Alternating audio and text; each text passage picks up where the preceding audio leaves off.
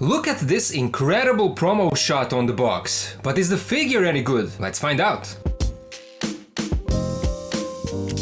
Hello and welcome back to the channel. In this video we're gonna take a look at Magma Forgemaster number 5, Greyknight, Guardian of the Horde, World of Warcraft Orc Blackhand. A big thank you to the guys from Bombusbee store for making this review possible, and in case you want to get this figure, link is down in the video description. Okay, first a quick look at the packaging. It's a relatively big box because this is a big figure in a 1/10 scale. Most of the front side here is covered by this amazing promo shot, but this corner right here with a plastic window does give us just a slight tease of the figure itself. It is made for ages 17 and up, so it's not a kid's toy. Side of the box shows another nice promo shot. Back of the box shows the figure with all included accessories, and as you can see, there is a ton of stuff here. They also show us how to assemble and disassemble the figure if that's needed. Other side shows few close-up shots on some of the details. Top of the box shows the logo, and same goes for the bottom. So now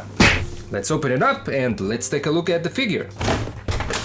Here is the figure out of the box, and right away I'm very impressed by what I'm seeing here. First of all, this guy is huge. He practically looks like an armored Hulk. He is big and bulky, and all of this armor makes him look even bigger. The plastic feels really good, and the figure has some weight. It definitely doesn't feel light, and that's good for its stability. This guy is around 21 centimeters tall. Out of the box he comes with his armor on, but all of it is made out of a softer rubbery plastic, and it is removable. So you can have few different looks for this guy. He also comes with his leather pants on, and those heavily restrict the leg movement. So if you want a better range for the legs, you will need to remove those pants. I will show you how the figure looks without all of that a little bit later in the video. As you can see, they did a phenomenal job with the paint, especially with this orange that is all over the armor. And all of that actually glows under the blue light. So that's another nice feature. Taking a closer look at the details, here is how the head looks. We can take the helmet off just to see everything a little bit better, and first of all, the helmet looks beautiful. Again, it is rubbery, but the sculpt is really good. It has all of these spikes plus the two horns, and one is snapped off. So you get a nice asymmetry, which you will also notice on the overall figure. Orange highlights are really nice, and you can see them here on the top, on the back of the helmet, and inside we have a magnet, meaning that the head is magnetic, so the helmet won't easily fall off. But just look how good this head looks. Both sculpt and paint are incredible. The eyes without pupils, the teeth, and all the spots, wrinkles, and even some damage marks on the skin, all of it looks amazing. A big shout out to the artists who worked on this figure. Even his two ears look differently, continuing that asymmetry theme, and he even has his earrings. Then he has his armor going around the neck, and it is actually connected to these straps going around the arms,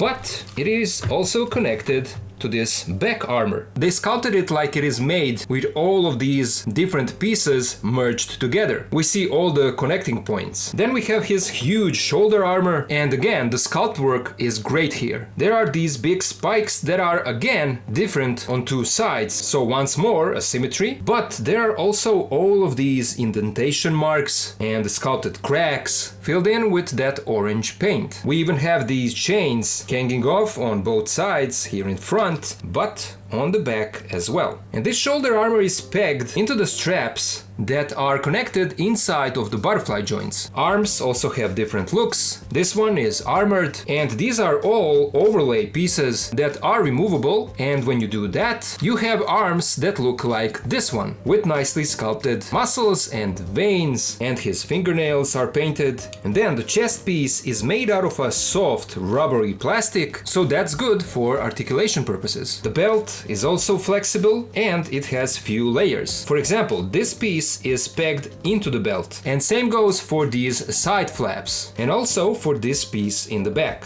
For the legs, as I said, they gave him soft goods pants. It's a nice leather imitation, and they designed it like it is stitched together, similar to the armor. But the material doesn't have much of a flex. It is not as stretchable as it is needed in order for the legs to have a better movement. Now the sculpt underneath is great, but unfortunately the fabric is restricting its articulation. But again, it is removable. And then we have his boots with this shin armor that is again asymmetric, symmetrical, and they are also overlay pieces. And finally, we have his big armored feet that have a nice straight bottom, which brings stability to the figure. Let's now take a look at his accessories. First of all, he comes with this huge, beautifully sculpted hammer with all of these spikes, and when messing around with this, do be careful because these are extremely sharp and pointy, so you could hurt yourself. But again, and same goes for this part here and on this ball as well. But the sculpt is beautiful. Look at all of these details, the cracks, the damage marks on the head of the hammer. Look how orange paint goes around these spikes, highlighting it, giving it more definition, and I just love the way that they painted this. Look how glowy this looks. And then the handle with all of these lines, not just sculpted but weathered as well, and then the other end with this spike that looks like a stone or metal. And I feel like this is a real metallic chain. Well, maybe not, maybe this is plastic, but then the ball here also looks really good with these painted indentations. So yeah, this is a really beautifully sculpted and just overall a beautiful looking huge hammer weapon. And speaking of real chain, he does actually come with a real chain.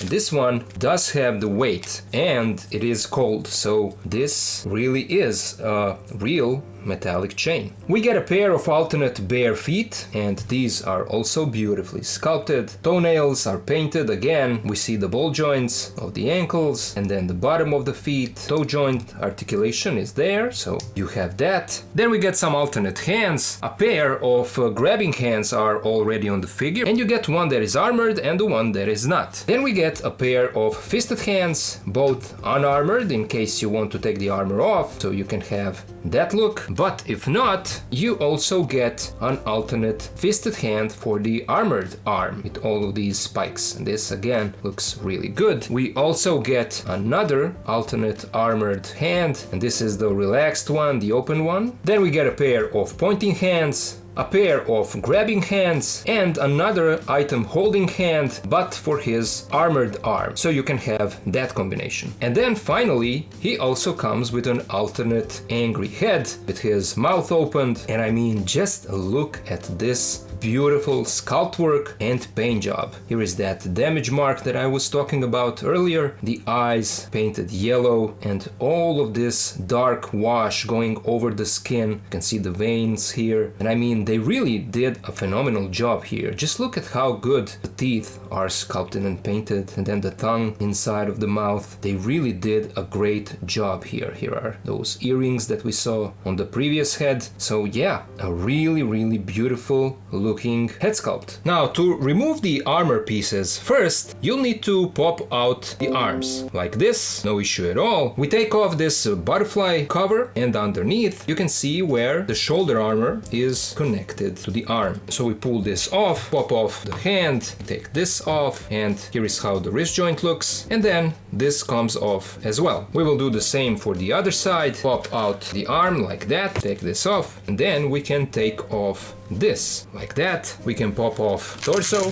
take the belt off. We pop out his armored feet, and in case these don't want to pop out easily, heat them up with a hairdryer. These overlay pieces slide off like this, and now we can pull off his tight fitting pants like that. And the crotch piece is made out of a rubbery material as well. So let's put him back together. We can give him his bare feet, and these pop on without any issues. We can also give him his alternate head. Here is how the neck joint looks, and here he is with his alternate angry head. And so now when we have him all undressed like this, let's now take a look at his articulation. The head and the neck being soft give you a nice range of movement. He can look side to side, turn the head 360. He has a nice side-to-side tilt. Here is how far he can look down and up. He has butterfly joints, and here is how far the arms move across the chest. Here is how far they go across his back. Arms rotate 360. Here is how far they move out. We have a bicep swivel, elbows that bend this much, a swivel in the wrist, and a hinge in all directions. We have two cuts in the torso, so together they will give you a nice side-to-side rotation, a great side-to-side tilt. He bends forward this much, much, back only this much. There are no drop down hips, but here is how far the legs move out. This is how far they move forwards and back. Then we have a thigh swivel, double jointed knees, a swivel in the ankles, feet move forward, back. We have a generous ankle joint and a great ankle pivot. And let me just point out that we also have a toe joint on these feet as well. So you're not losing any ankle articulation either with these or the other set of feet. What you are losing is the overall articulation range when you have all of those armored parts on the figure, which is to be expected. They did all they could, making it all rubbery and flexy, so there you go. The articulation is there. This guy looks amazing, and you can give him all kinds of looks. He can look like this, you can give him armor parts, some of them or all of them, and you can have few different looking figures. I should also point out that he can hold his huge hammer without any issues, and even though it is a heavy hammer, as you can see, he can hold it without any issues, even with just one hand. Let's now compare this guy to some other figures. First, we're gonna compare him to some larger figures, so here is how he scales with the SH Figuarts Hulk and Marvel Legends Thanos from Thanos and Iron Man 2-pack. And you can see that these guys go great together. They are practically the same size. Well, Thanos is a little bit shorter, but this Hulk has the same height. Then here is how he scales with NECA Feral Predator and Savage Crucible Veteris Rapax, NECA TMNT Movie Raphael, and Masters of the Universe Revelation He-Man. And then we have him next to few Transformers figures. These are YOLO Park AMK Pro Series Optimus and Starscream. And then here is how he scales with the LPZZ Arkham Batman and Fonjoy Superman. And then here is how he scales with two Roman Key base bodies, especially with this big guy base body that is huge, but not as huge as this guy here. Obviously this is 1/12 scale and this is 1/10 scale. Here he is next to the AC Factory Ultron and Mass Toys Symbiote Spidey, City Toys Brown Suit Wolverine and The Amazing Spider-Man, City Toys knockoff of Revoltech Agent Venom and Max knockoff of 2.0 Deadpool, Marvel Legends X-Men 97 Wolverine and Maximum Series Spidey, SH Figuarts Friendly Neighborhood Spider-Man and Sentinel Peter B. Parker, Star Wars The Black Series Vader and Stormtrooper, and finally Mayfax Classic Suit Spidey and Daredevil. So there you go, that was my look at Magma Forgemaster number 5, Greyknight, Guardian of the Horde. I am very impressed by this figure. The engineering is really good, and as a result, this guy has an impressive articulation range for such a big figure. Sure, as expected, the movement is restricted when you have all the stuff on him, and that especially goes for the pants, but since everything is removable, they gave us options, so you can give this guy a look that you like best. He is fun to pose, but he looks amazing even in a simple standing pose, so he will definitely stand out on your shelf. All in all, this is a great release and I strongly recommend it. Once again, a big thank you to Bombusbee store for making this review possible. In case you want to get this figure, link is in the video description. Check out Bombusbee store because they have a big catalog of all kinds of action figures, and I'm sure you'll find something that you're interested in. You've heard my thoughts and now I would love to hear yours. So what do you guys think about this figure? Do you like how it looks? Do you plan to get it? Let me know all of it down in the comments. As always, a huge thank you to my Patreon and channel members for their support. If you can also join and help, please do so. Links are in the video description. And of course, to all of you guys, thank you so much for watching. Thank you for being here with me, and I'll see ya in the next video.